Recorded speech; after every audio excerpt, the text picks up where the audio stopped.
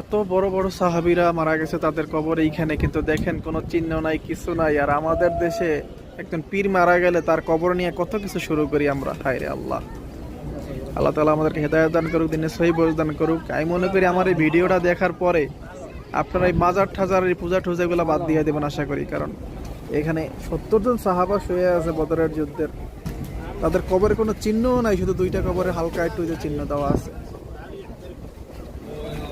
ঠিক আছে, তো এই থেকেই প্রমাণিত হয় যে আসলে মাজার পূজা এগুলো করা ঠিক না, কবর উঁচু করা ঠিক না, কবর সাজানো এগুলো ঠিক না, টাকা অপচয় করা এগুলো শিরক আমি মনে করি।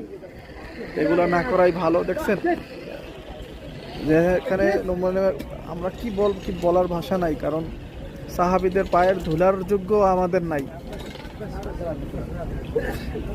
আর সেই সাহাবীদের কবর আসলে কোনো চিহ্নও নাই, এইখানে এর কোনো চিহ্নও নাই। আর আমরা একজন ভালো আলেম মারা গেলে সেখানে মাজার বানাই হেলাই, পীর বানাই হেলাই। আল্লাহ তাআলা আমাদেরকে হেদায়েত দান করুন।